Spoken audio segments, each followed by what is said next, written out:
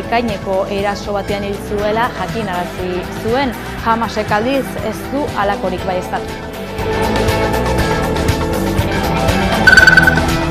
Espainiako gobernuak eta Nafarroakoak trafikoaren eskumena Nafarroako foru hobekuntzaren legean sartzeko lortutako akordioa jasotzen duen lege proiektua behin betiko onartu du ostegun honetan Kongresuko osoko bilkurak.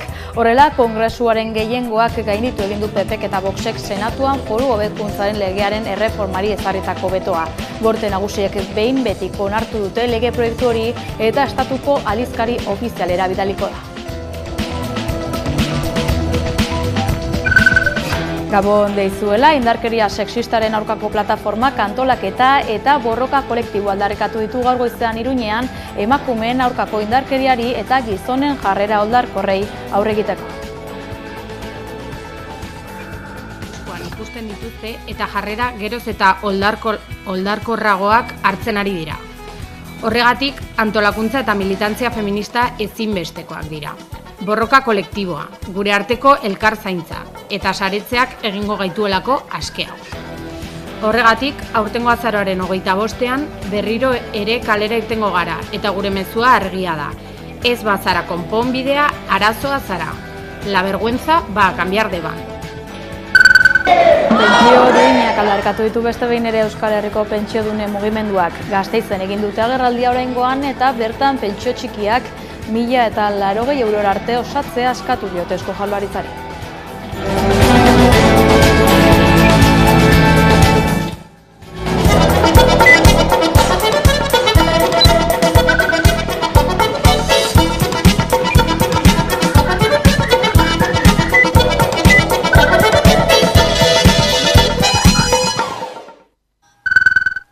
Ongietorri guztioi, atal bat bukatu da eta beste bat hasi, zehazki aurreko hori ekingo zaio berriz. Espainiako Kongresuaren gehiengoak gainditu egin du Senatuak ezarritako betoa eta ondorioz aurrera atera du foru hobekuntzaren aldaketa. 169 boto alde eta 170 kontra. Senatuan bezala alderdi popularrak eta eskuin muturrak kontra egin dute, baina oraingoan indarren banak eta bestelakoa zenez onartu egin da erreforma. Hala, Nafarroako berezko eskumenen artean trafikoaren zaintza jaso du testuak eta horrek modua emango dio azkenik transferentzia prozesuari berrekiteko. Donostiako udalbatzak behin betiko onartu du ostegun honetan isuri gutxiko eremua arautzen duen ordenantza eta horrela martxan jartzeko azken izapidea administratiboa osatu da. Datozen egunetan argitaratuko da akordioa Gipuzkoako aldizkari ofizialean eta indarrean sartuko da. Araba Parkea eta San Roke hegoaldean eta Mirakontxako aldaparen hasiera mendebaldean izango dira isuri gutxiko eremuaren mugak.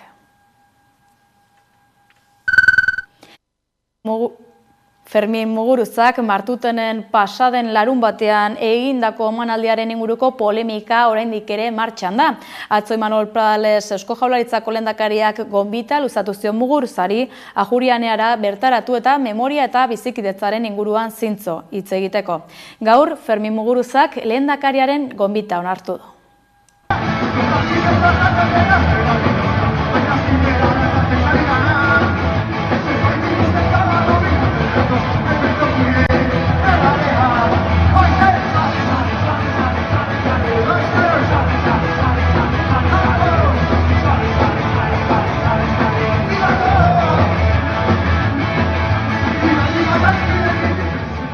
Jaurlaritzaren posizioa ezaguna. Eta hortan ezagun berri. Bestalde batetik, nik gonbite alarazten diot, Muguruzari nahi ezkero, lehendakaritzara etortzeko, eta zintzoki. Memoriaren inguruan, bizikidetzaz eta bere osotasunean aukera izango dugula. Elkarretze egiteko, baina bere osotasunean.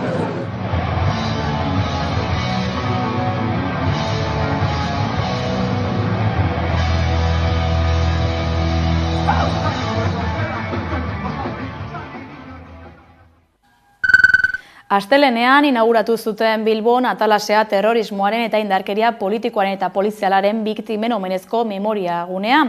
Bertan Bilboko udalak Inigo Kabakasen hilketa behar beste argitu gabeko kasutzat hartu du. Horren aurrean Kabakasen familia haserre eta saminduta agertu da udal gobernuaren erabakiarekin.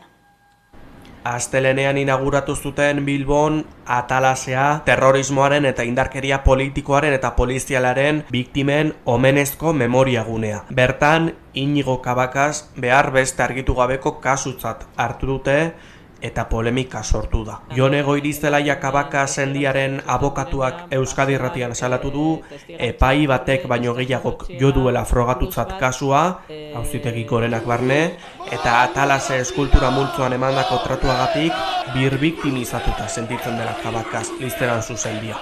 Eta Bilboko udalaren empatia ezagatik sunminduta dagoela adierazi du familiaren abokatua. A mí nadie me había dicho lo que había en aquella placa. Yo no lo vi hasta cuando terminó el evento. Pues luego ya terminó y nada, pues nos fuimos a acercar a la placa esa que han puesto, grande con todos los nombres, ¿no? Pero, ¿cuál fue mi sorpresa? Que Iñigo Cabacas sin esclarecer. Mira, casi me da un mal. Es que no hay derecho a esto. Que a día de hoy, después de tantos años, que nos anden nungueneando, no me lo puedo creer. Sabrán mucho de leyes y de historias de humanidad, cero patatero.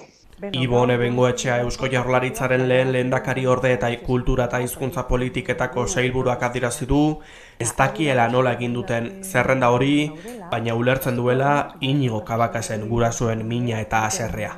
Bilboko udalak jakinarazi duenez, Eusko Jaurlaritzaren 2014ko memoria kuadernoez baliatu dira Iñigo Cabacasen kasuaren epigrafea jartzeko, Jaurlaritzak bere aldetik, txostena eguneratu gabe dagoela eta erantzukizuna Bilboko udalarena dela. EH Bildu, Geroa Bai eta PSNek akordioa lortu dute Iruñeko erorien monumentua eraldatu eta eraikin berean Maravillas Lamberto interpretazio zentroa sartzeko. Iruñeak akordioa itxi du erorien monumentuaren zati bat eraisteko eta fascismoa salatzeko zentro bat sortzeko. Simbologia frankista dakarten arkitektura elementuak eraistea, kanpoko kupulan eskuartzea eta gainerako higiezinean faxismoa eta memoria demokratikoa salatzeko Maravillas Lamberto zentroa martxan jartzea. Horiek dira Iruñeko erorien monumentua eraldatzeko EH Bilduk, PSNek eta Geroa Baik lortutako akordioaren funtsezko elementuak. Urrats honek hamarkada luzez frankismoaren biktimak mindu eta oro har frankismoaren kontrako herritarrak ere mindu dituen arazo izatetik aukera historiko izatera pasa dela pentsatzen dugu. Aipatutako akordio politikoaren data ez da ausaz aukeratutakoa. Frankoren heriotzaren 59. urteurrena baita. Hortik aurrera, akordioak zehazten duena da eraikinaren eraldaketa fisiko eta simboliko bat lau ardatzen gainean. Aurreneko bat, eraikinean bertan Maravillas Lamberto deituko den interpretazio zentroaren sorrera. Bigarrena, simbologia faxistari lotutako hainbat elementu eraistea. Hirugarrena, arkitektonikoki eraikinaren balio sozial berriaren araberako aldaketak egitea. Eta laugarrena, hiriaren ikuspegitik huts egin duen espazio bat berreskuratzea. Aldi berean, eraikin eraldatuan fascismoa eta memoria demokratikoa salatzeko zentro bat sortzea aurre ikusten da. Maravillas Lamberto deituko dena, basakeria frankistaren ikonoa. Eta bukatzeko, akordio honetako indartsinatzaileok bi lanlerro zehazten dituen bide orri bat proposatzen dugu. Bide orri horrek, batetik, Nafarroko Parlamentuan zilegitasun demokratiko eta ziurtasun juridiko osoz interbentzioa posible egiteko aldaketak proposatuko ditu. Eta beste alde batetik, Iruñeko udaletxeari dagokionean proiektuen inguruko lehiaketa berri bat martxan jarriko da eta lehiaketa berri horrek helburua izango du arkitektonikoki eta urbanistikoki hiria hobetzen laguntzea.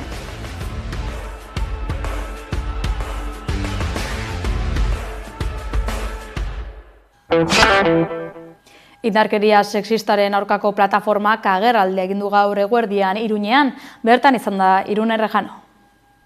Indarkeria sexistaren aurkako plataformak prentsaurrekoa eskaini du gaur azaroaren 25ko indarkeria matxistaren aurkako nazioarteko eguna dela eta.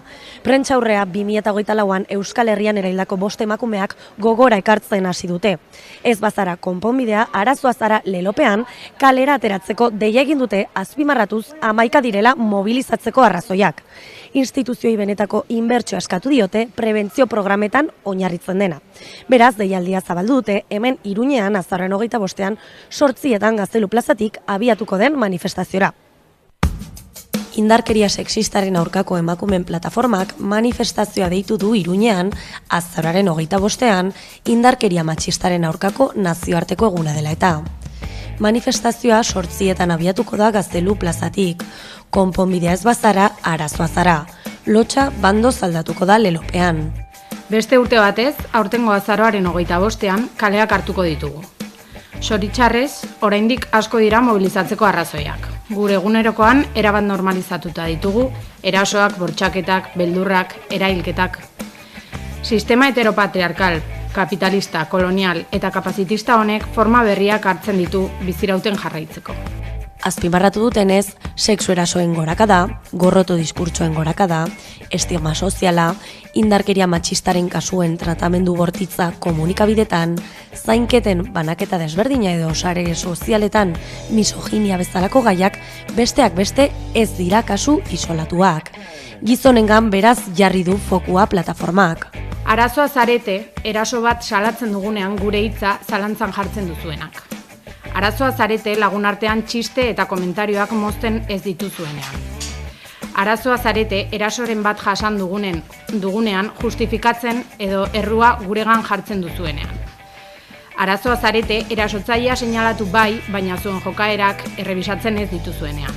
Arazoa zarete feministok urteetan zehar salatzen gabiltzan indarkeriaren aurrean erantzunkizunik hartzen ez duzuenean. Gizon gehienek konplizitatea, justifikazioa eta indarkeria matxistak desagerrarazteko eta salatzeko konpromiso falta izaten jarraitzen duzue. Zuentzako mezua zuzena da, ez bazarete konponbidea, arazoa zarete. Honen ondorioz, instituzioei benetako inbertsioa eskatu die. Prebentzio programak hezkuntzan inbertitzea, askotariko eremuetako profesionalentzako prestakuntza eta erasotuentzako baliabide erreal eta eraginkorrak. Horregatik, aurtengo azaroaren 25ean berriro ere kalera irtengo gara eta gure mezua argia da. Ez bazara konponbidea, arazoa zara.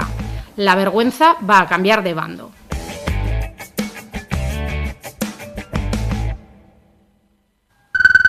Astelehenean izango da emakumeen aurkako indarkeria desagerrarazteko nazioarteko eguna.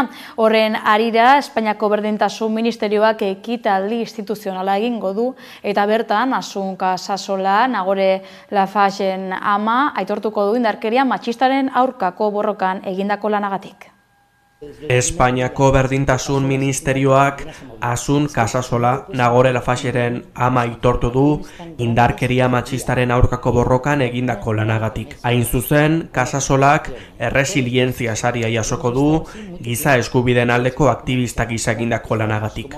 Azaroaren 25ean ospatuko den emakumeen aurkako indarkeria desagerrarazteko nazioarteko eguna dela eta genero indarkeriaren aurkako Espainiako gobernuaren ordezkaritzak 2024ko aintzatespenak emango ditu argitara, berdintasunarekin eta indarkeria matxistaren aurka konprometitutako pertsonen, proiektuen eta erakunden lan nabarmenagatik. Urrengo astelehenean hilaren 25ean egingo den ekitaldi instituzionalean egingo zaio Asun Casasolari aitortza eta harekin batera Sandra Sabatez aurkezlea, Ni Una Menos mugimendua, Emakume Gazteen Federazioa eta Marina Marroki. Hezitzailea ere sarituko dituzte besteak beste aktivismo feministaren atalean. Atzo aurkeztu zuten Donostian feministaldiaren 19. edizioa. Ekimena azaroaren 20 eta 30 bitarte ospatuko da.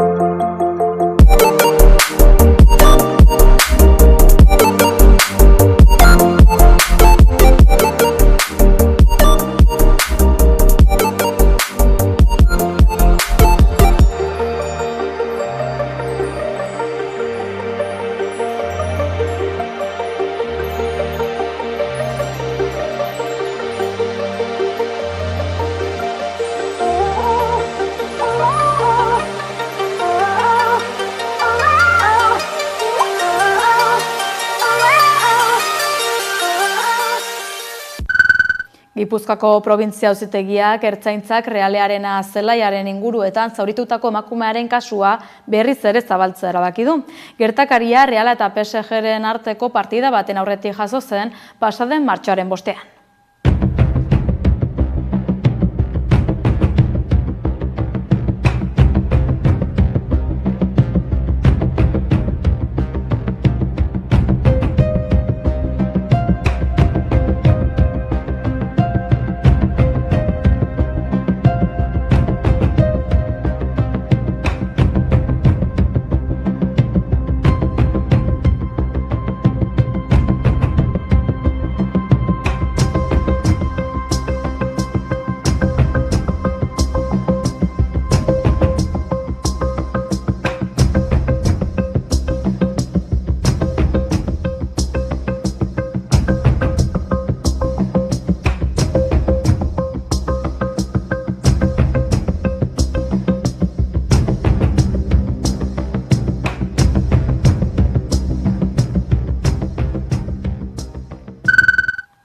Iruñean, kruizin eremu batean, hau da harreman sexualak izateko topaleku publiko adostu batean, eraso homofoboa izan dela salatu du gaur Euskal Herriko gay eta lesbianen askapen mugimendua elkarteak.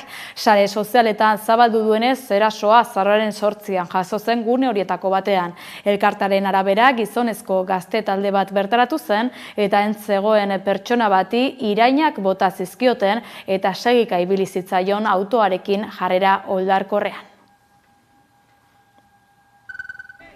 Gasteizen emakume baten eta adingabe baten etxegabetzea geldiarazi dute. Auzoan bizi etxebizitza sareak eginiko deialdiari erantzunez, dozenaka pertsonek Arana auzoko Extremadura kalean ertzaintzak egitekoa zuen kaleratzea oztopatu dute. Ostean, ura atzeratzea erabaki du epaileak. Emakumeak hipoteka bat zuen Laboral Kutxa bankuarekin eta 2007tik bizi da botana izan duten etxebizitzan auzoan bizik jakinarazi duenez. Nafarroan, LAB sindikatuak osasun lege berriaren proiektua gaitzetsi du. Zentralak osasunbidearen privatizazioa ez duela onartuko hartarazi du. Osasunbidearen privatizazioa ez duela baimenduko ohartarazi du LABek eta Nafarroako gobernuari exijitu dio osasun lege berrian froga dezala osasun publikoaren aldeko apustua egiten duela. LAB sindikatuak elkarretaratzea egin du Iruñean, dozenaka delegaturekin baita osasun arloko profesionalekin ere, Bianako Printzea kontsulta zentroaren aitzinean, gobernuak aurkezturiko osasun lege berriaren aurreproiektuak irekitzen duen bide privatizatzailearen aurka protesta egiteko. Imanol Carrera LABen bozeramaileak argitu duenez, aurreproiektuak adostasun falta du eta ez da tresna erabilgarria izanen osasunbideak egun dituen arazoei aurre egiteko. Salatu behar dugu atzo osasun zuzendari orokorra den Antonio Lópezek aitortu zuen LABetik egiten dugun irakurketa hau. Elementu guzti hauek onartzen ditu, baina berak esaten du guk esaten ditugun ondorioak ez direla emango. Baina aldiz besterik ez da ikusi behar Osakidetzaren egoera zein den, eta berak onartu zuen atzo Osakidetzaren eredua ezarriko dutela Nafarroan. Hau da, lehendakariak onartzen duenean Osakidetzan arazoak daudela, akatsak egin direla, eta ondorioz bestelako diagnostiko eta neurriak hartu behar direnean, Nafarroako osasun agintariek esaten digute Osakidetzaren eredua ezarriko dela. Beraz hori da zuzen ere egiten diogun kritika gobernuari eta guretzat zentzugabekeri galanta da gobernuaren aldetik proposatzea Osakidetzaren eredua ezartzea Nafarroan bestelako eredu bat behar dugunean. LABen iritziz, osasun publikoa eta kalitatezko osasun arreta mantentzea bermatzea dira lege berriak landu behar dituen erronkak. Hemendikan ere mezu zuzen bat osasun zuzendari orokorrari beradierazpenetan jarraitzen baldin badu, konfirmatzen baldin badu sindikatuetatik egiten ditugun kritika horiek gatazka sortuko da osasun bidean eta pasaden urtean ikusi genuen moduan berriro ere mobilizazio sindikala eta sozialak egongo dira osasun bidearen defentsan, osasun bidea zaintzeko eta osasun bidea indartzen. Beraz, aurre proiektuan zuzenketak egingo dituztela adierazi du sindikatuak. Argi utziz, abenduan aldaketarik ez izatekotan, mobilizazio dinamikarekin hasiko direla.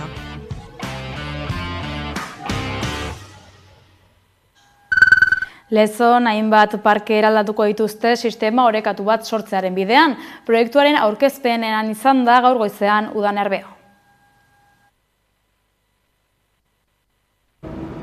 Lezoko hainbat parke eraldatzeko aukeratu dituzte, parke sistema orekatu bat izateko bidean dira. Urte batzuetako lana izango den arren, dagoeneko datorren urteko aurrekontuetan aintzat hartu dute proiektu hau. Aurrek erabiltzen dituzten 20 eremu identifikatu dituzte, parke, plaza, txoko, naturguneak izango dira, baina guztira 9 aukeratu dituzte aurren aldetik proposamena jasotzeko, eta horietatik 7 eremu berrituko dituzte datozen urteetan. Bankuak, estalpeak edota zuruak gehituko dituzte besteak beste. Proiektu honetan parte hartzaile nagusiak aurrak izan dira, diagnostiko eta proposamen fasean parte hartu dute eta aintzat hartu dira horien ekarpenak. Esan bezala, urte luzeetan egin beharko den proiektua izango da. 2023aren amaieran, ia hoen dela urte bete, abiatu genuen parken eraldaketa prozesu horri begira proposamena osatzeko lanketa, ez? Lanketa horrekin ere, azkenean guk eskaini nahi diegu Lezoko aurre eta gaztei etorkizuneko Lezo atsegin bat, bere egintzako atsegina izangoen herri bat, eta horretarako ikusten dugu aisialdiako esparruak, eurentzako aisialdirako diren jolasparkeak eta barrak, badirela gune garrantzitsuak, ez? Eurentzako herri atsegin bat osatze bidean. Euskal Herriko pentsiodunen mugimenduak elkarretaratzea gauzatu du gaur goizean Gasteizen. Bertan Eusko Jaurlaritzak pentsio txikiak 1.000 eta 400 eurora iritsi arte osatu ditzala aldarrikatu dute parte hartzaileek. Hona gatoz, pentsio txikiak bete ditzan edo osatu ditzan 1.000 eta 400 eurora. Hau izango da azken aldia 1.000 eta 400 eskatzen ditugunak. Jarri dugu ja martxan herri ekimen legegile bat, ILP esaten dana, eta horria eskatuko dugu lanarteko gutxieneko soldataren aina izan dadila gutxieneko pentsioa. Nazioarteko zigor auzitegiak Benjamin Netanyahu Israelgo lehen ministroa eta Yoav Gallant defentsa ministro izandakoa atxilotzeko agindu du.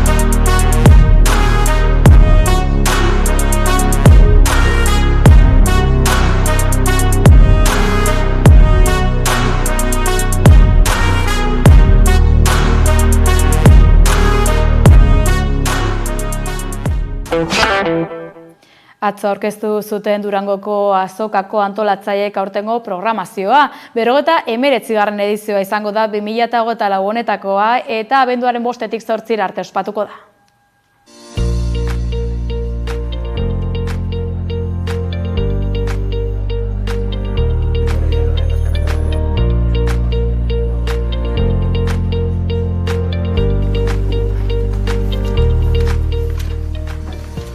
Landako guneko azokan, 153 partaidek 274 erakusmai jarriko dituzte.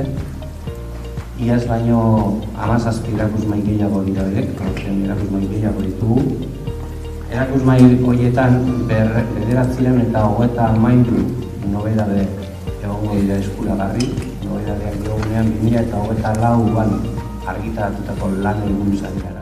Esan dezagun gaur egun Euskal Herriko literatur eta musikaren taupadaren oso lagin anitza eta zabala dela.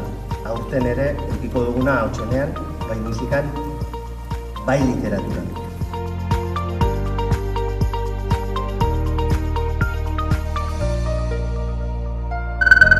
Ikusentzunezko gomendioi dagokionez, zeintzuk dira aste honetan euskaraz iritsi diren proposamenak, Gaizka Izagirre?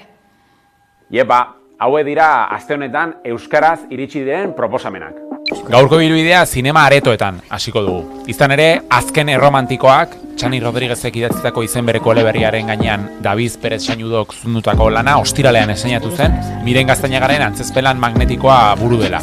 Bere ekintza keinu zein isilune zama emozional indartsuz gainezka dago. Bigarren estreinaldia Superklaus zinemetan, Zine Euskadiren eskutik akzioa eta abentura uztartzen dituen familian ikusteko animaziozko filma da. Buruan kolpea handi hartu ondoren Santa Clausek uste du Superklaus dela eta film saga ezagun bateko superheroi moduan arituko da. Thriller psikologikoak eta poliziakoak gustoko badituzu, Prime Video plataforman Alex Cross, detektibe eta psikologoa protagonista duen Cross telesaila ere estreinatu da. Eta primeran plataforman bi estreinaldi oso berezi. Lehenengoa Barraka, Euskaldun askok espero zuten formatua iritsi da primeran plataformara. Barraka izeneko late night ikuskizuna estreinatu baitu primeranek, Iker Plazaolak aurkeztua eta kolaboratzaile nahiko zirtolariak dituena. Irudamatxo ekoiztetxearen formatu bada Barraka, Lander Arretxea da zuzendaria eta Donostiako Gaztezenako antzokian grabatu da. Maria Blanco, Daniel Galdaera eta Julen Goldarazena Flako izango dira saioko 3 kolaboratzaile nagusiak, baina hoiez gain, Irudamatxoren asmoa da saio jende gehiago sartzea. Gutxienez 10 bat osatu arte. Eta gaur bertan eseinatzen den Azkarra eta Baserritarra, BBC Telebistaren formatu originalean, traktore handien leia ikusgarri bat ikus daiteke, eta parte hartzen duten taldeak Ingalaterrakoak, Galeskoak, Ipar Irlandakoak eta Eskoziakoak dira. Azkarra eta Baserritarra saioak euskerazko bertsioan ez du bikoizketa neutro bat izango, antzeztutako umore bikoizketa berezi eta originala baizik. Jon Iraolak eta Angel Alkainek zuzendu dute bikoizketa hori. Gogoratu, euskerazko estreinaldi guztiak zernonikusi.eus webunean topatuko dituzuela. Besterik ez gure aldetik, euskarazko informazio gehiagorako gure atari digitala duzu eskuragai. Astelenean izango gara bueltan albistegi zein azaroaren 25ko saio berezi batekin. Azarorako 25ari begira gainera egin ditugun hainbat elkarrizketa interesgarri datoz orain asteburu ona pasa.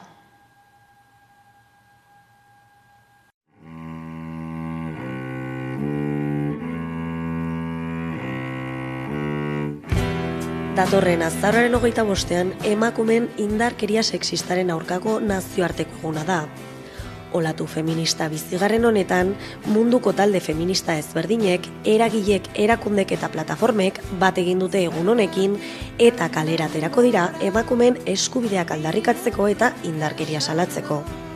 Testuinguru horretan, Iratxe Albarezekin hitz egiteko aukera izan dugu.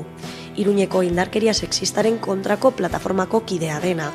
Genero indarkeriaren biktimekiko sentsibilizazioan, prebentzioan eta laguntzan lan egiten duen erakundea.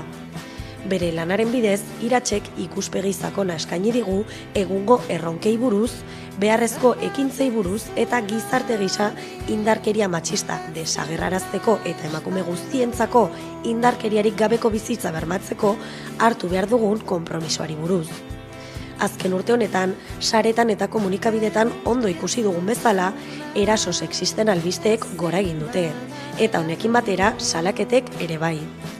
Iruñeko indarkeria sexistaren aurkako plataforma, 80garren hamarkadaren amaieran sortu zen, biktimak gidatzeko eta laguntzeko helburuarekin.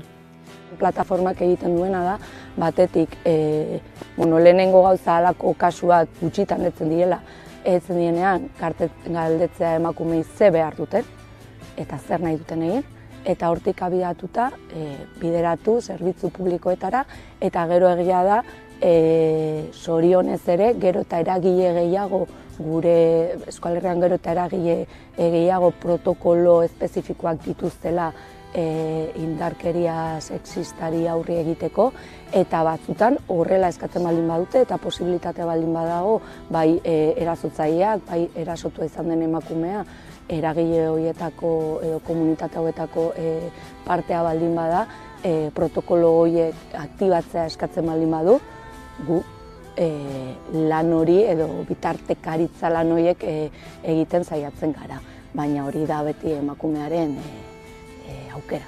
Espainiako gobernuaren Nafarroako ordezkaritzak eman dituen azken datuak analizatu ditu Iratxek.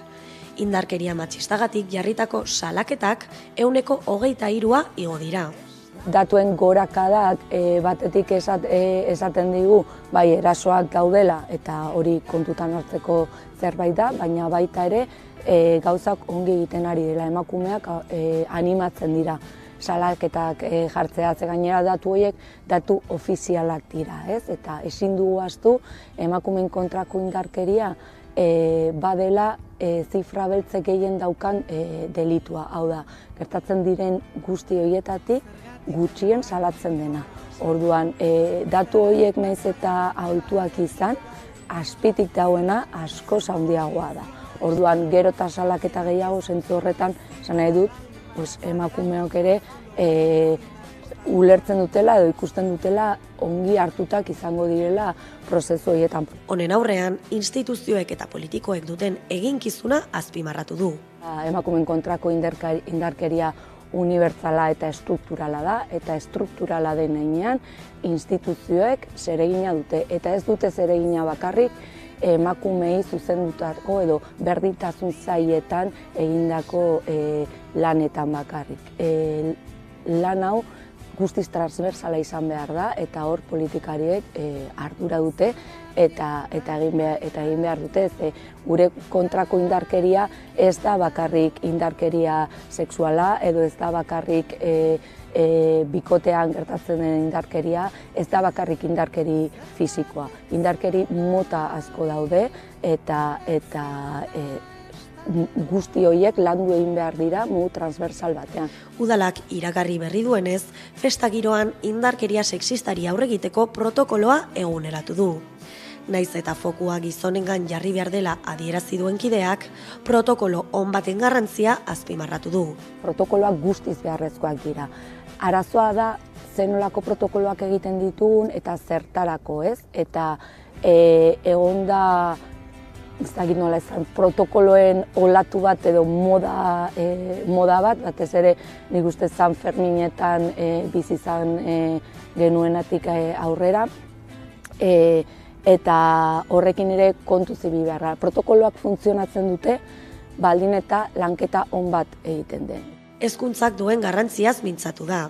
Gaineratuz, dirutza gehiago inbertitu beharko liratekela arlo horretan. Hezkuntza oso garrantzitsua da, baina hau ezin da egon emakume hezkuntzan lan egiten duten emakume feministen ardurapean bakarrik egon.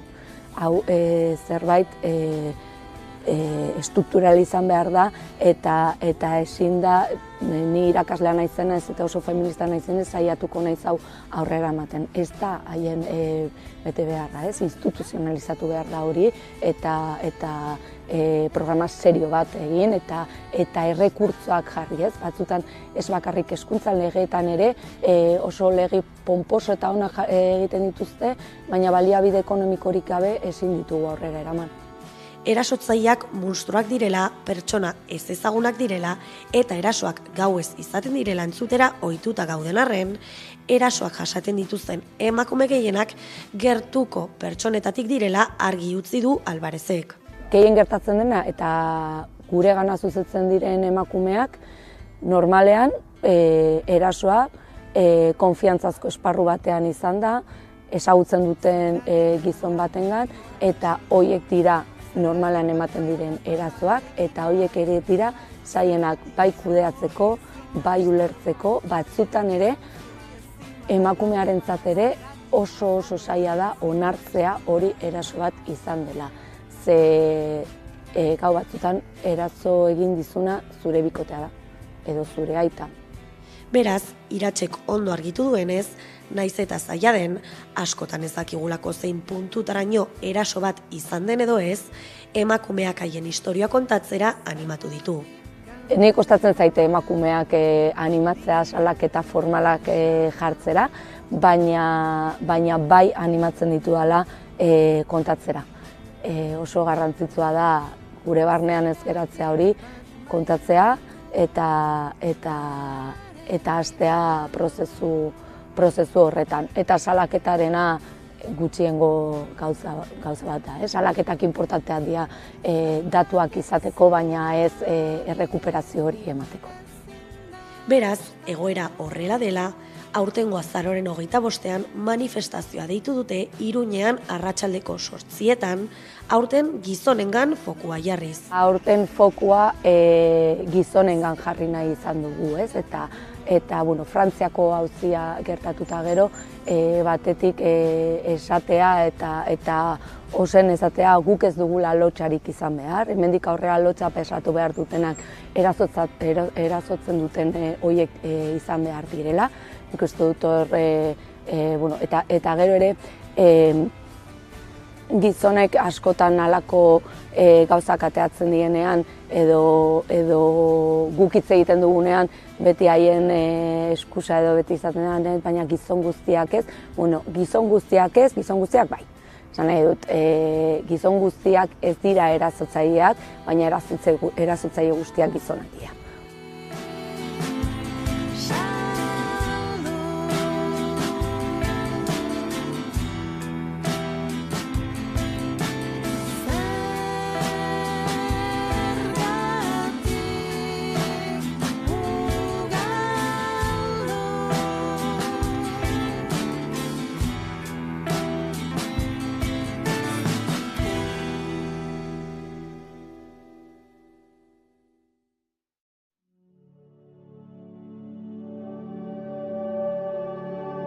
Arartekoak landutako jarrera matxistak Euskadiko nerabeen eta gazteen artean txostenan ondorioztatu da aurreko belaunaldiekin alderatuta aurrera pausoak eman direla, baina kezkagarriak diren zenbait puntu ere jaso dituzte.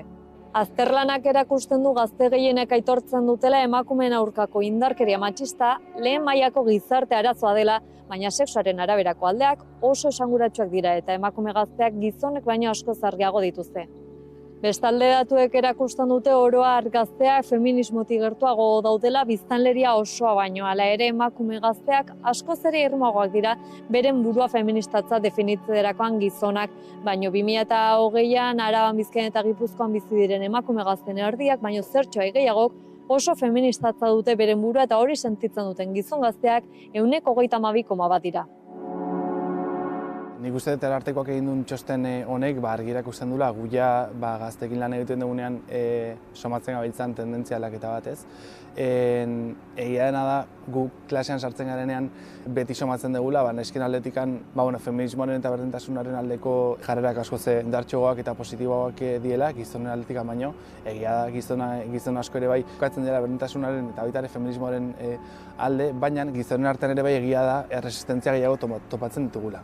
Hau esan da, ez dugu uste orokorrean gizon gazteen artean dagonikan gizon gazte gehiengo bat antifeministatzat duna bere burua. Bai egia da, gu klaseetan somatzen duguna da, daudela igual 20ko klase batean, erdi eta erdi izan da, mutiletan eskak, 2-3 gizon ekartzen dituzenak iritzi erreakzionarioak eta iritzi erreakzionarioek nolaita oinarritzeko erabiltzen dituztela internetetik jasotako hainbat eta hainbat datu, ez? Karo, datu horiek nondik datoz? Ez datoz normalean paperetatik, datoz normalean interneten aritzen dien manosferako gizonen aldetikan, ez? Hau da, gizon sortzailea, gizon sortzaile digitalen aldetikan zeintzuak dituzten jarrera reakzionarioak eta horretan lan egiten duten. Arartekoaren txostenak dio feminismoaren kontzeptua ez dela berdintasunarena bezain gertukoa eta ez dagoela hain onartuta batez ere gizon gazteen artean. Guk geletan sartzen ganean eta feminismoaren lanketak egiten ditugunean, guk pedagogia feministak lantzen ditugu, bai jasotzen duguna da feminismo eta berdintasuna baliokide moduan ulertzaren jarrera hau, ez? Gero egia da, hori izan eta gero agertzen dela matizazio batzuk, ez? Eta batzuk hasten dira esaten gaur egungo feminismoa, baina agian enau errepresentatzen zeren, agian erradikalegia eta bar da, ez? Claro, ulertu behar deguna da, haien gana heltzen ari den feminismoaren kontzeptu bat dela kontzeptu zehatz bat. Eta kontzeptua zeinak gizonak jartzen ditu nola daite puntuan edo ez, feminismoa zeinak badirudi defendatzen duela gizonak egon barutela emakumeen azpitik eta ez da hori. Baina gazte batzuengan bai badela nola daite barrura heltzen zain mezu bat, ez? Gero, orokorrean ere bai, egia da, feminismoaren kontzeptuaren lanketa egiten denean, emakume gazte askok eta gizon gazte askok ere bai, oso argi daukatela, feminismoa ez dela gizonen kontrako kontzeptu bat, ez da mugimendu bat ere, inondik inora, baizik eta dela, jendarte parekida bilatzen duen mugimendu sozial, politiko eta teoriko bat, ez? Orduan, kezkagarria da batzuk esatea feminismoak nahi dula gizonak emakumeen azpitik jartzea eta gainera erabiltzen dituzte izugarrizko datu pila bat, berdintasun legeak ditu hainbat apartado horretarako, ez badela diskriminazio positibo moduan irakurtzen den legeak eta bar. Claro, hezkuntza mailan gaude eta ni hortik anabiltze egiten, hezkuntzan batean feminismo bezalako kontzeptu klabeak lantzea oso forma abstraktuan eta ez bate praktikoan gerta daitekeena da sortzea horrelako eztabaidak, zentzuak batean eskatzen duten posizionamendua dezu batzea feminista edo feminista parametro hauetan eta agian berpentsatu beharko nuke nola edo ze metodologia erabili guztia landu ahal izateko gazteekin, zeren guri harritzen digun zerbait da feminismoa bezalako kontzeptu barne hartzaile eta askatzaile bat ulertzen hastea zerbait zapaltzaile moduan eta hori da kezkagarria dena, zergatik heltzen aritzaile mezu hau. Zergatik ez dute bizi beste era batera feminismoaren gaia, ez? Eta evidentemente ordia sartuko ginake sare sozial digitalen dinamiketan, sartuko ginake feminismoaren gaiak berak daukan, bere inguruan daukan ezjakintasun maila handia ere bai, eta ez bakarrik gazteen artean edo jende artean, baita irakaskuntza arloan, ze badirudi gaztea jartzen gabiltzela jo puntuan gizon gazteen jarrerak bihurtzen ari direlako edo kokatzen ari direlako kokapen erreakzionario batean, baina ez dugu hitz egiten adiez irakaskuntzan dagoen jarrerez edo dagoen ezjakintasunaz gaiaren inguruan, ez? Eta bueno, esatea argiki gazteak diela gure jendartean nisla, esan nahi, gazteak ez etorkizuna dira oraina, gure jendartean bezala. Eta orduan behiratu beharko nuke baita ere zabalean edo forma zabalago batean zer dabilen gertatzen. Feminismoarekin, zerratik handabilen kultura eskuina antolatzen guztiz diskurso feministen kontra, mugimendu feministaren kontra, LGTB jendearen kontra, pertsona razializatuen kontra, migratuen kontra, eta agian behira apur bat zabaldu ulertzen hasteko zer dabilen gertatzen gure geletan. Zeren ez da bakarrik erreakzionalismoa feminismoarekiko, baita ere bada LGTB gaiekiko, da jende arrazializatu eta migratuekiko, jende ez detasuna duen jendearekiko, diot, askoze erreakzionalismo zabalago bat da, ez? Orduan, hori ere berpentsatu beharko nuke. Feminismoarekiko nolabaiteko urruntasuna ikusten da azken urteotan, gizon gazteen zati handi bat mugimenduak seinalatuta sentitzen delako. Aldarrikapen batzuk urrunegi eramaten ari direla uste dute eta diskurtso feministak errua egozten diela gizon guztiei, eta haien erregoaetasun presuntziaren aurka egiten duela. Larria da gizon gazteak gero ez eta urrunago sentitzea feminismotikan, eta argi dagoena da baita ere, azken urteetan gero eta gehiago diela, jarrera batzuk zentzuek esaduten seinalatua sentitzen diela, eta ez, badiru dela gizona diela guztiaren, indarkeria guztiaren errudun. Eta interesantea da, adibidez, ondo ez hori adieraztea edo seinalatu izateren sentimendu dutela esatea, baina importantea baita ere, justo horrelako jarrerak ateratzen direnean lanketak egitea.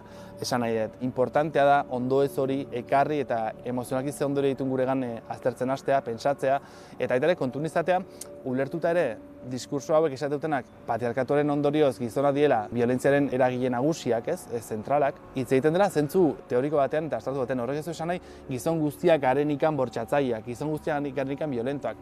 Baina egia dena da, beharrezkoa dela ulertzea jendarteko dinamika orokorrak gero gure bizitzetara ekartzeko. Adibidez, gizon gazteen artean dagoen anaidiak eragiten du emakumeak eta pertsona disidenteak sentitzea violentatuak askotan. Hori ulertu behar dugu marko askoz zabalago baten bueltan ematen dela. Ematen dela egitura patriarkalen bueltako dinamiken baitan eta gizontasuna eraikita dagoen forma horregatikan, ez? Orduan hori baita ere azaldu behar zaie, ulertu behar dugu, baina horrek ez itxutzea eta ez pentsatzea egiturazko dinamika guzti hauek seinalatzen dituzenean egile batzuk dabiltzanikan gutaz pertsonalkitz egiten, baita ere jakin behar dugu eta erakutsi behar dugu gaztei desberdintzen, ez? Esaten denean bezala, txuriak arrazista garela guztiz, ez? Evidentemente, egituraz arrazistak gara, horrek ez esan nahi, zut dituzunikan iruzkin matxistak edo zut dituzunikan arrazistak edo jarrera arrazistak persona arrazizatuekiko, baina bai, betetzen zula espazio bat, eta hori ulertu beharreko zerbait da. Ondo ez hori nondik datorren eta autokritika pixat eginez, baina, lehen esan duten bezala, lanketak izan dienean, agian gehiegi jogo dugu teorikora eta ezen beste praktikora eta bizipenetara. Eta usten dut, gizontasuna lantzen denean gizon gazteekin oso interesantea dela bizipenetara jotzea eta asteak kokatzen guk gizon gazte izateagatikan bizi dituzten dinamiketan zeintzuk violentoak haien artean, euren artean, ez? Azterlan honekin atzemandako alderdi negatibo horiek gainditzeko sentsibilizazio ekimenak diseinatzeko hainbat arlo planteatu ditu Arartekoak. Metodologietan berritzea, programak diseinatzen gazteak tartean sartzea, sarean eta disiplina anitzeko moduan lan egitea eta berdintasunaren eta giza eskubideak errespetatzearen balioa sustatzea. Bat datoz Arartekoak egiten dituen proposamenarekin, zeren argi ikusi da azken urteetako, azken 15-20 urteetako dinamikak, hezkuntzan sartu eta tegerak egitaren dinamikak askotan oso interesanteak eta beharrezkoak izan dira emakumeen kasuan, alduntze prozesuk izan direlako oso emankorrak, baina aldi berean gizon gazteekin bai izan dela hutsune bat eragindun zerbait, ez da jakin izan oso ondo konektatzen. Eta jakinik ere bai, informazio asko daukatela gazte gaur egun berdintasunan inguruan eta feminismoan inguruan eta bai gabiltza lanketak egiten dira azken 2 urteetan Irukilarroxa eta beste kooperatiba eta elkartekin batera ere apur bat gertatzen ari den errazionalismo guzti honen aurrean zer egin edo pentsatzen gabiltza. Eta bai hartu geha metodologikoki agian aldaketa batzuk sartu behar ditugula, eta horrek ez du esan hezkuntzan sartzea eta dena irakasle egitea, baizik eta bai beharrezkoa zeharkakotasuna ez gai guzti hau lantzea, ez soikan tailer batzuen bueltan, eta ere baita ere sartzea prozesu txuri izan duten bestelako dinamika batzuk, ez? Kurtso osoan zehar gaia bizirik mantentzea eta bizirik egotea ahalbidetuko duen prozesuk egitea. Zergatik zeren lehen aipatu ditudan gazteen ondoezak, eta ez gizon gaztena, sino gizon zein neska gazten ondoezak gatazkak kudeatzearen bitartez, ere bai egin daitezke pedagogia feministak eta konektatzen dugunean haiek daukaten bizipen bat, edo haiek duten gatazka bat egiturarekin, baina gatazkari leku eginez, eta haiek duten bizipen erreal eta gertuko horretatik konektatuz, baditugu esperientzia zentzuk esatuten asko zentzu sakonagoan ulertzen dituztela kontzeptuak eta baita ere ulertzen dituztela kontzeptu horiek haien bizipenetan dituzten eraginak. Guk Irukilarroxan egiten dugun lana da hezkuntzan eta isialdian gazteekin egiten dugun lanketa da, pedagogia feminista lantzen dugu beraekin. Zeren, uste dugu, pedagogia feministak dakarren aldaketa esanguratsu bat ezkidetzarekin da. Ulertzen duela zapalkuntza sistemak ez dela soilik patriarkatua zapalkuntza sistema nagusia, baizik eta elkarlanean dagoela zapalkuntza sistema hori kapitalismo zein kolonialismoarekin, ez? Eta horrek sortzen ditula hainbat zehar lerro eta ikuspegi intersekzionaletikan ulertu behar dugula sujetuak maraina edo ez, amaraun baten barruan eta ezen beste genero bat edo besteko bakarrikan. Zeren adibidez, gertatzen ari den zerbait da, gizon gazte arrazaizatu batzuk ari dira hartzen gizontasunaren bueltako dinamikak biziraupen estrategia gisa. Eta hori ematen digo adibidez, pedagogia feministetatik begiratzeak errealitatea, diot. Ikuspegi intersekzional bat txertatzen ez baldin badu gure pedagogietan, gauza ikusiko ditugu era kamuts batean edo era itxi eta oso txiki batean, ez? Baina beharrezkoa da hezkuntza arloan konplexidade bat sartzea, ez? Eta sakontasun bat ematea lan hezitzaileari, ez? Eta orduan intersekzionalitatea sartzen denan hasten gau hartzen sujetu bakoitzak edo bestelako kolektibitate dituzten biziraupen estrategia baita ere daudela gurutzatua bestelako zapalkuntza sistemengatik eta hori lortu gabe zailki egin daitezke esku hartzak horiek denak lantzeko.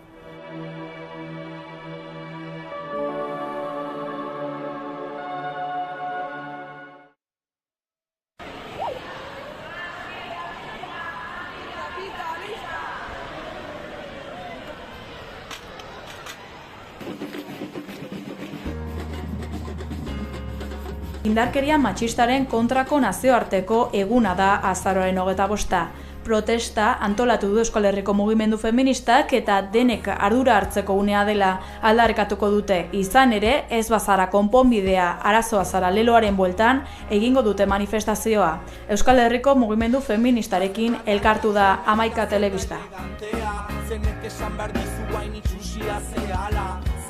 Bai, indarkeria mugimendu feministak aspalditik salatzen dugun zerbait da gure bizitzako dimentsio guztietan, baina aurten bereziki fokoa jarri nahi izan dugu eraso sexistetan. Indarkeri mota asko daude, azkenen urteetan bestelako indarkeri batzuk salatu izan ditugu, dela aurrek jasotzen dutena, dela justizia patriarkalarena, eta aurten itzuli nahiko genuke eraso sexisten gaira ikusten dugulako nolabaiteko gorakada bat egoten ari dela batez ere eremu jakinetan, festaren inguruan eta bar, eta garrantzitsua dela berriro ere fokoa horietan jartzea.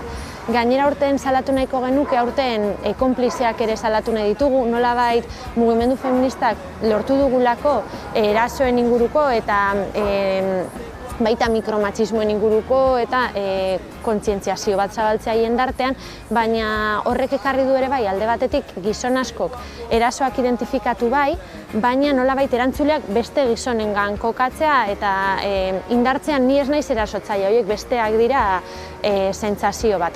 Orduan nolabait guk salatu nahi duguna da emakumeok ez garela eraso sexistak gelditzeko erantzule bakarrak eta are gehiago, erantzunkizun oso handi bat erasotzaile horien inguruan dauden gizonek ere badaukatela.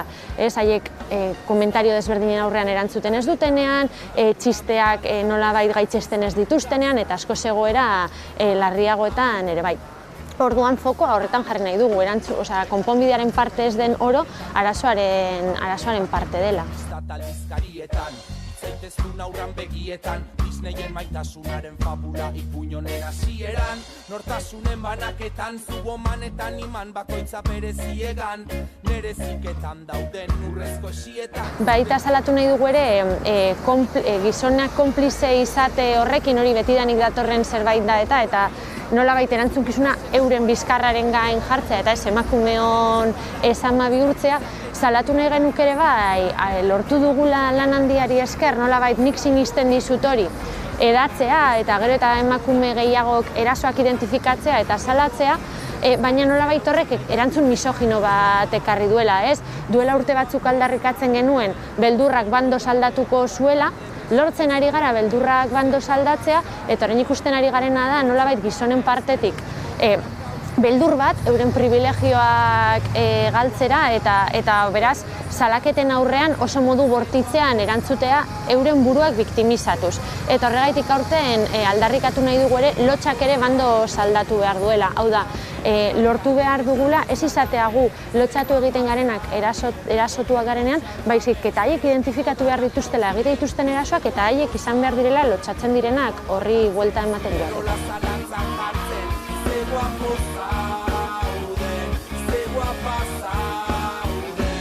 Bai, hori kezka handiarekin ikusten ari garen zerbait da, Emakundek atera ditu duela gutxi datuak, ez da, gero eta neska gazte gehiagok feminismoarekin identifikatu edo gutxienez agian ez feminismo bezala ulertu, baina bai oinarri batzuk eurenak egite dituztela eta bitartean mutilak ari direla kontrako norabidea egiten eta gero eta ohikoagoa dela entzutea emakume batek salatzen zaitunean bizitza izorratzen dizula, edo salaketa asko direla mutilari dirua ateratzeko, lehen esaten nuen berbiktimizazio hori, eske erasoen salaketen benetako biktimak gizonak gara, ez?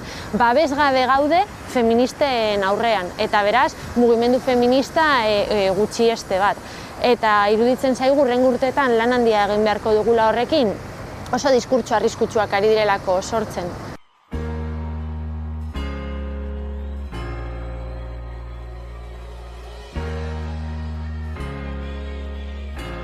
Bai, egia da mugimendu feminista emakumeok antolatzen garen espazio bat dela, bere zentzurik zabalenean, baina egon izan dira dinamika mistoak, bereziki mugimendu feministetik heldu diegun gaienak, baina berez jendarte osoari eragiten diguten gaiak direnak, esate baterako lehen urtean zaintza sistema publiko komunitarioen alde aurrera atera genuen greba feminista orokorra, eta hor asko bota genuen faltan gizonen implikazio handiagoa. Eta behin greba pasatuta dinamikak aurrera egin duenean, gizonen implikazioa ia erabat desagertu egin da. Ulertzen dugunean denoi eragiten digun afera bat dela, denok izan behar gara zainduak eta denok hartu behar ditugu zaintza kargak. Eta beste alde batetik lehen esandako ere bai, eraso sexistak salatzerakoan gizonen konplizitatea emakumekiko, ez gizonak bestearekiko, izugarri botatzen dugu faltan. Eraso asko lagunek moztuko balituzte ez lira geratuko, ez lirateke gertatuko. Tartaldek esan dezalape, zegoan bazauden, horren lotxak gabe, estereotipo danak hausten, zegoan gozauden, mundu hau aldatzen, zure rola zalantzan jartzen, zegoan bazauden, zegoan gozauden. Bai, bizitzak erdigunean dinamikatik, herrialde guztietan antolatu dugu zerbait asteburu horren bueltan, urte hurrenago gora ekarri eta zaintzaren gaia berriro erdigunera kartzeko. Ekimen desberdinak egingo dira, esate baterako Bizkaian egun osoko egitaragua antolatu dugu zaintzaren herria deituko dena, eta bertan mahai-inguruak, solasaldiak, eta noski Baskaria mobilizazioa, eta gero parrandatxoa ere antolatuko dugu. Eta adibidez orain arte, faltan bota dugun espazio bat da, zaintza eta mobilizazioa uztartu izateko esate baterako aurrentzako espazioak, emakume askok zailtasunak izan dituztelako dinamikan parte hartzeko zaintza lanak direla eta askotan euren gainerako zaintza unitateek ez dituztelako ardurak hartu, orduan egunean zehar umentzako gauzak ere antolatu ditugu, aurren asanblada bat, aurren ekimen bat, eta aurrak ere aldarrikapenaren parte edo sujeto aktibo izateko. Azkenean patriarkatuak denoi eragiten digula, eta pertsona militanteok ere sistema kapitalista, heteropatriarkalean eta rasistan esiak gara, beraz, denok ditugu joera horiek gure barruan, gure lana da horiei buelta eman eta gugandik astea eraldaketa, eta beste alde batetik, eta beraz kontraesanak ditugu, horiek ezina da, baina beste alde batetik inguruak ere hori bultzatu, babestu, posibilitatu egiten du. Eta hori ere jarri nahi dugu erdigunean, hau da, horrelako kasu bat hain pertsona ezagunarekin, eta ezaguna ez da izan behar mediatikoki ezaguna Errejonen kasuan moduan, denok dauzkagu gure herrietan militantzia eremuan esanguratsuak diren pertsonak, zeinak zuten pisu simboliko politikoagaitik ez diren auzitan jarriak izan, ez diren seinalatuak izan eta babestuak izan diren. Egoera hau luzatzeari, hau da, nolabait eraso sexistak gertatzen jarraitzeko sostengu izateari. Erasoak, egia da, erasotzaile bat ez dela jaiotzen, erasotzaile jendarte prozesu batek bihurtzen du erasotzaile, baina inguruak eragiten du horretan. Jarrera sexistak oso txikitatik edo une oro identifikatu eta salatzen eta mozten diren eremu batean erasoak gertatzea askoz ere zailagoa da. Hainbeste gertatzen dira, inguruak eragin egiten duelako. Adibidez, Bilbon identifikatu dugu azkenaldian hainbat eraso gertatu direla diskoteken inguruetan. Eraso horiek ez dira bat batean gertatu, ez zaio norbaiti gurutzatu momentu batean burutik eta eraso du neska bat. Seguruenik denboran zehar luzatzen joan den egoera bat izan da eraso batean bukatu duen arte.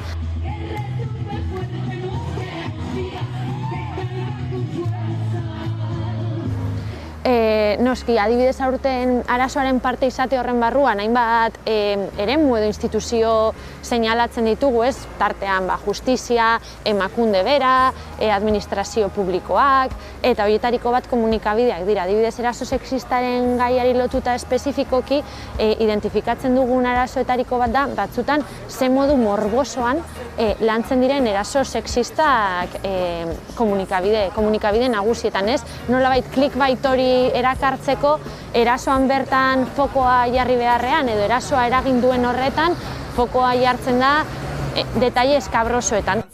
Bada normalitatea, baina nik ez dut izan nahi normala eta zuk ez dare. Etzea lako hartalde ontako zifra bat, etzea sartzen trajen, gezurren saren, eroitzei makina bat, goitik da... Nabarmendu baino, bai nahiko genuke gonbidatu ez, bai somatzen dugu diskurtso feminista inoiz baino presenteago dagoela, baina gainerako herri mugimendu eta mugimendu sozialak bezala ere mugimendu feministari kostatzen ari zaigula, ez? Badagoela loraldi bat mugimenduarena, baina oso maila individualean, eta kolektibo feministak nolabait, hortxe gabiltzala estu bizirauteko borrokan. Orduan, jarri nahiko nuke balioan, antolakuntza feminista ezinbestekoa izan dela guzti honetarako, erasoen aurrean eta zaintza bestelako gaiak agendaren erdigunean jartzeko kolektiboki eragin behar dela, bale eraldaketa norberaren gandik hasten dela, baina kolektiboaren indarra ezin dela ordezkatu, eta beraz emakumeak animatu nahiko nituzke, mugimendu feministan euren interese eta premiei eta egoerei hoberen egokitzen zaien espazioa bilatzera, baina kolektiboki eragiteko antolatzera. Dao genero genitaletan, egitura mentala da bersartze zaigun gaztan.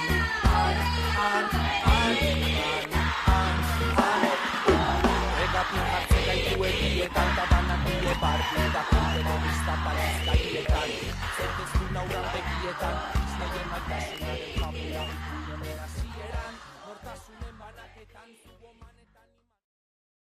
Thank